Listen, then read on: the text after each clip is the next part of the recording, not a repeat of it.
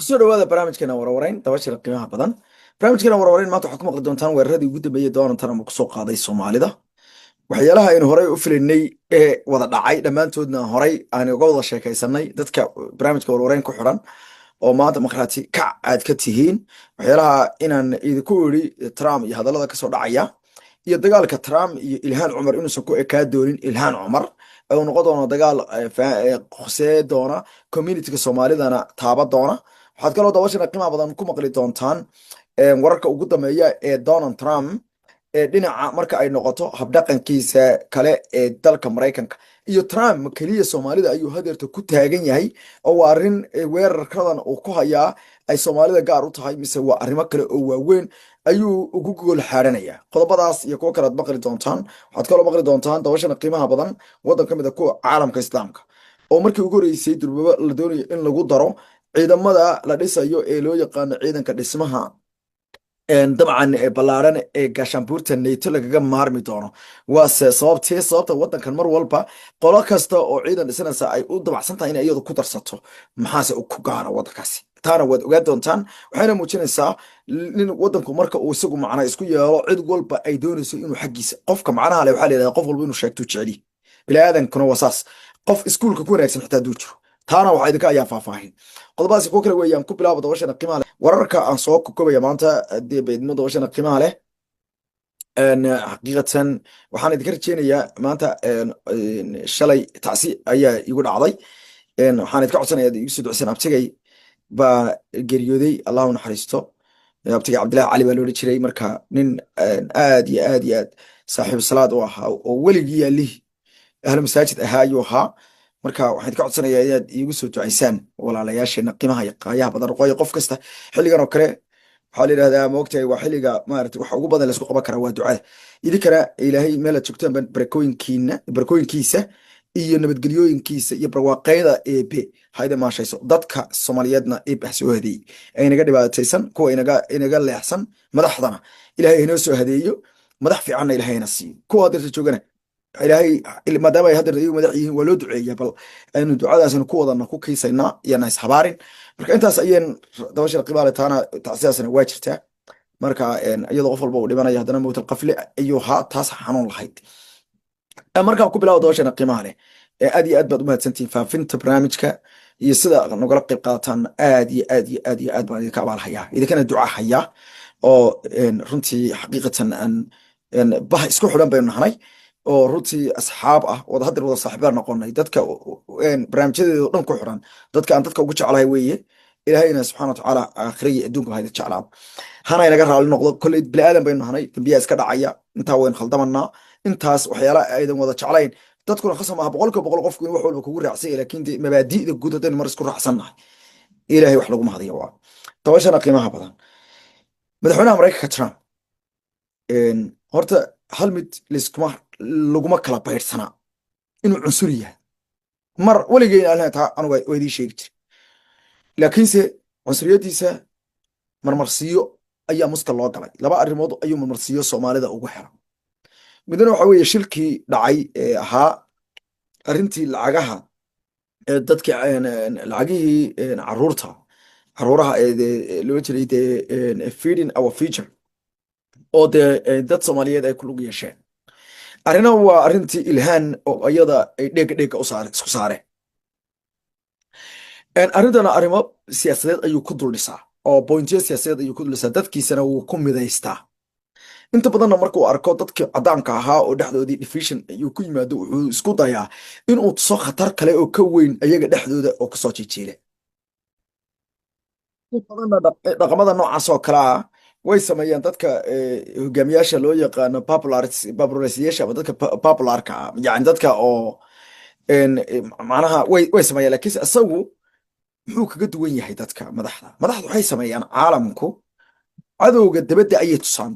dadkooda si ay dadkooda ugu mideeyaan laakiin isagu wuxuu kaga duwan yahay dhibaatadiisu isagu waxa weeye isagu waa jabhad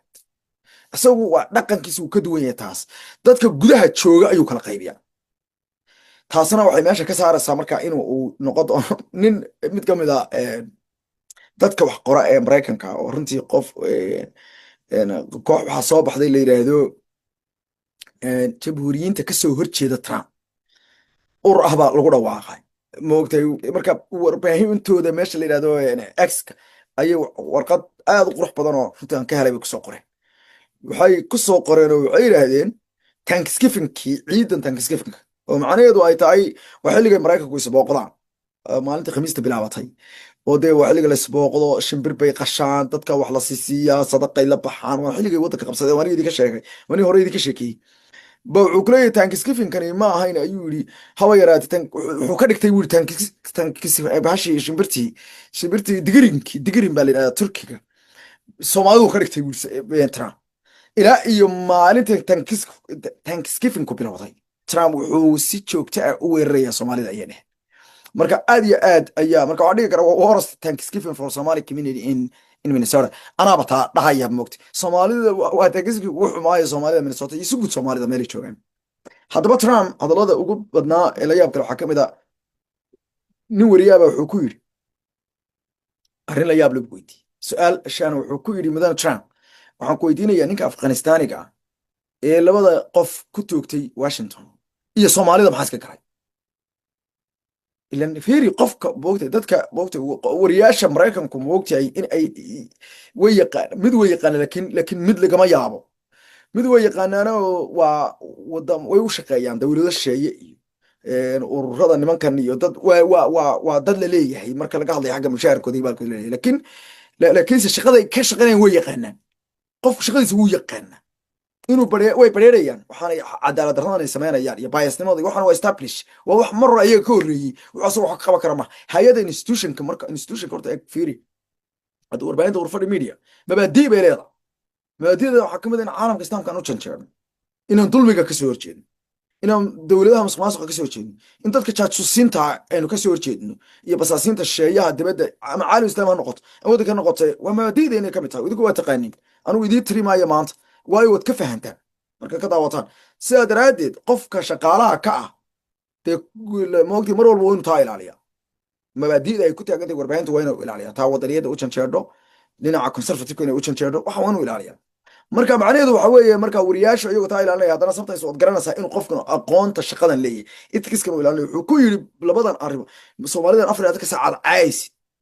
ee aad weeraraysid iyo ninka Afghanistaaniga ah ee dadka ku toogtay maxaa iska galay wuxuu yidhi waxba wuu ogyahay moogta waxba iskama gelin nothing ayuu yidhi laakiin buu yidhi haddana laakiinse waa gobolkii ayay rabaan Minnesota rabaan inay la wareegaan waxay rabaan dadka inay dhibaateeyaan dee wuu ku kiisa military ma laha oo booliis ma laha oo waxbarasho ma laha oo institution uma dhisna oo dowlad ma laha oo xitaa cusbitaalo ma laha waddankoodii ma laha marka hadda sheeko kale ayuu meesha ku soo daray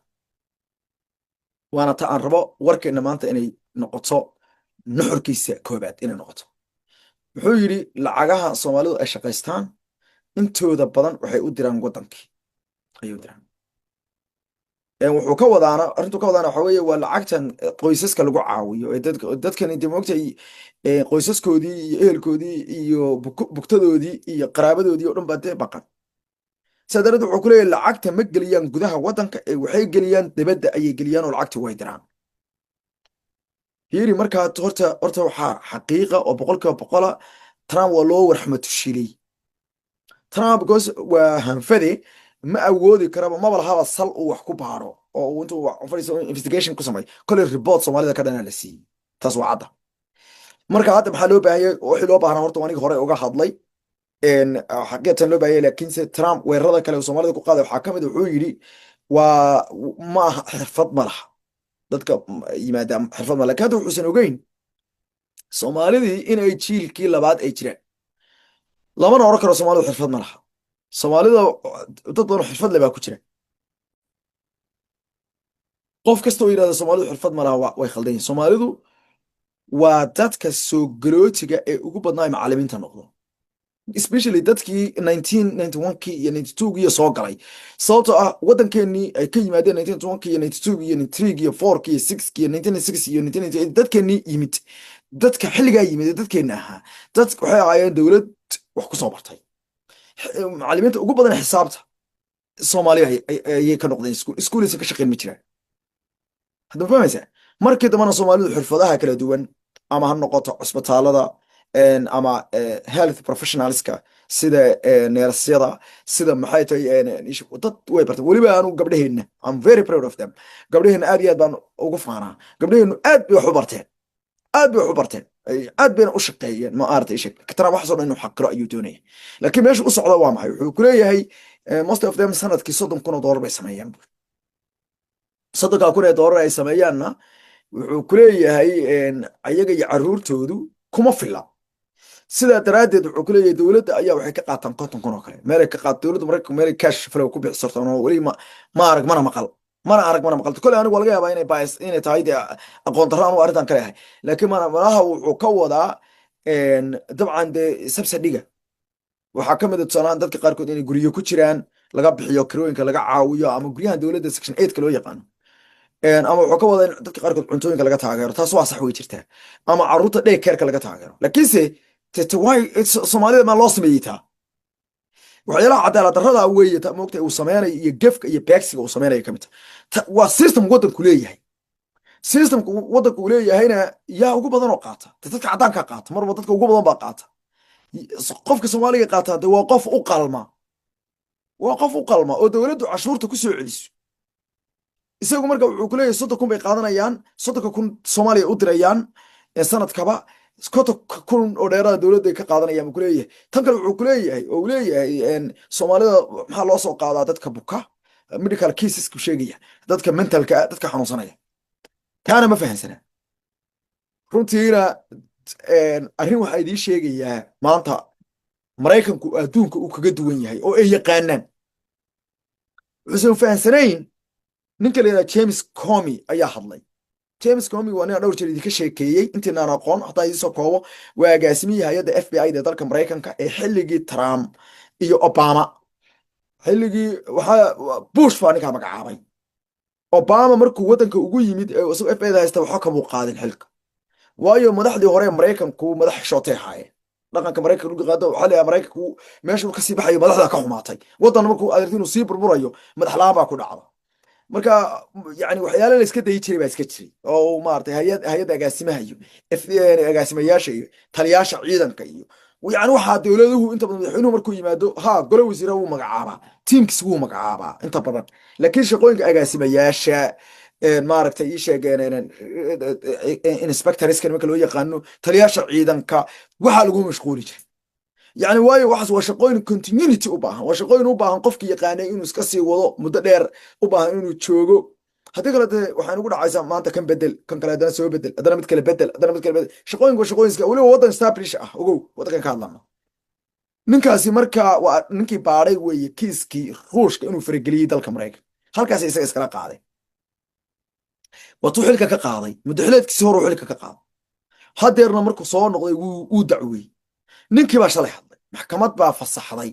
maxkamadii waxay tiri war ninkan dawladda rabtaa inay dacweyso waa la fasaxay appeal buu ka qaatay Trump marka inta Trump horta appeal ka qaadan buu hadla daraad ayuu hadlay hadalkaas marka waxaan isku xurayaa dadkan waalan baa la keenaa Mareykan iyo dad liita la keenayo masaakiin baa naloo soo ururiyaa buu iyo ninkaasi wuxuu yiri James Comey wuxuu yiri waan maxkamadda horta marka hore ayaan hore waxaan idin sheegay inuu ku kalsoon yahay garsoorka Mareykanka ayuu hore u yiri moogta Trump baa kiiska ka damaya laakiin garsoorka Mareykanka waan ku kalsoonahay daraad buu hadaba hadla wuxuu yiri maxkamadda waan soo dhaweynaya laakiin waxaan aaminsanahay buu yiri maxkamadan inuu racfaan ka qaado doono oo Trump idaba ordi doono laakiin sida hore aan u sheegay waxaan ku celinayaa buu yiri oo mar kale aan hoosta ka xariiqayaa in aan ku kalsoonahay laanta madax banaanida iyo kanshada aqooneed iyo wadaniyad ee wuxuu yiri waaxda garsoorka ee dalkeen waxaanan hadda iska leeyahay waa ereygan u socdo waa halka aabayaasheenii jamhuuriyadda sameeyay يعني wuxuu ka hadlayaa dalka Mareykanka nimankii the founder fathers baa la yiraahdaa aabayaashii asaasay horta adduunka asaasayaasha waxa loo yaqaanaa asaasayaasha dad aragto jamhuuriyad asaasayaasha waxa loo yaqaanaa dad dhaxal fiican sameeyay waxa ugu weyn sameeyana waxa weeye heshiis bulsho oo ummadda anfacay nimanka markaa Mareykanka ee wadankan qabsaday ee yimid waxa ay sharafta ugu badan ku leeyihiin ma taqaano waxa weeye wixii dhacaba ha dhaceen marka hore hala isqabsado ila adduunka waa la isqalanayay berigaa ma ogti waddankan ha ku habsadeen laakiin dadku inay ku wada noolaadaan bay ugu talagaleen james comi wuxuu yidhi marka awooyaasheen nimanka awooyaasheen founder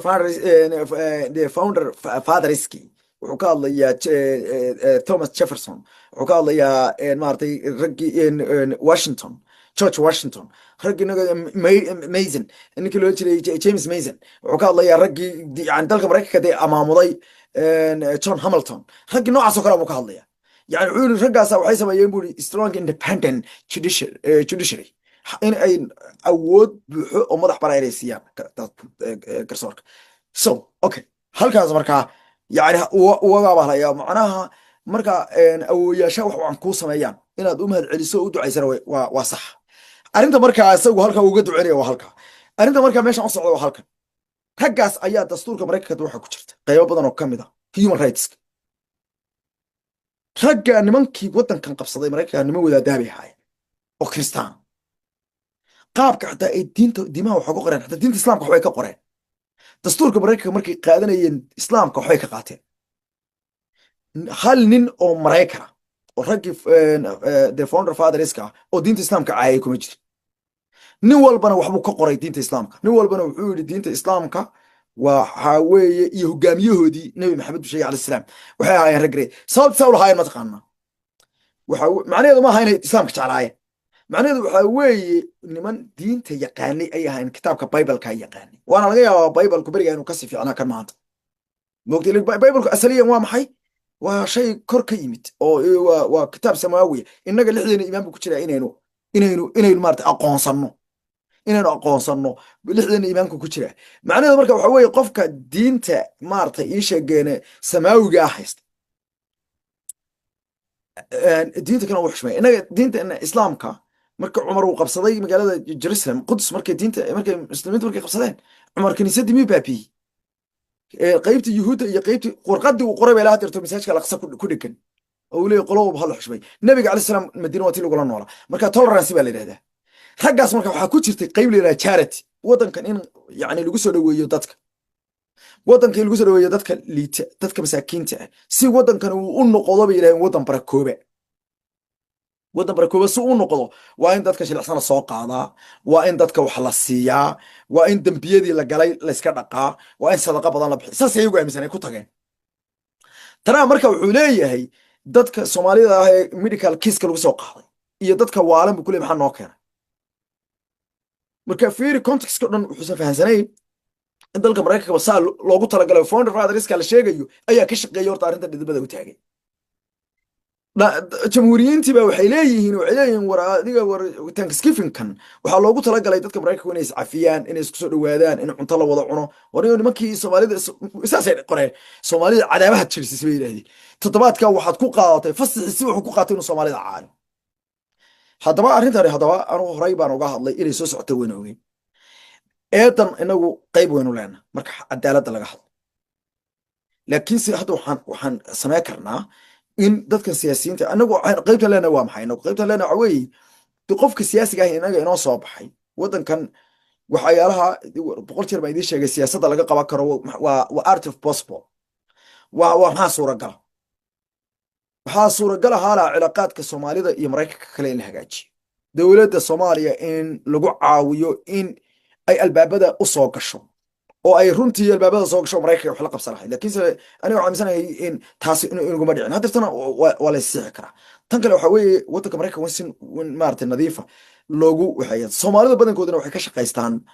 mashaariic dowladdu ay bixiso oo macnaha dowladda iyo contractiya ka qaataan sida dadka meelaha dadka weyn lagu xanaaneeyo caruurta si wacan taana ha loo dhaqmaan waana dhihi lahaa hala ujeedadana maha wacdi maaha waa xaqiiq indhaha ayaa idi saaran be careful guys taxadara intaad fahantaan intaasaan kaga baxaya taas dhinaca kale wadamada caalamka islaamka waxaa la yidhahdaa soomaalidu waata tirahda lax walba meeshaas dhigtaa lagu qashaa soo maaha hashaas macno kalena way leedahay macnaheedu waxaa weeye qof walba suu iska dhiga wey waddanka turkiga wuxuu u egaya waddan loo tartamayo horta gaashaanburtii nato waa burburasa ku biyo cab ha burburta waxay tahay waddanka Jarmalka iyo waddanka Faransiiska iyo Talyaaniga waxay amaamudeen qorshe cusub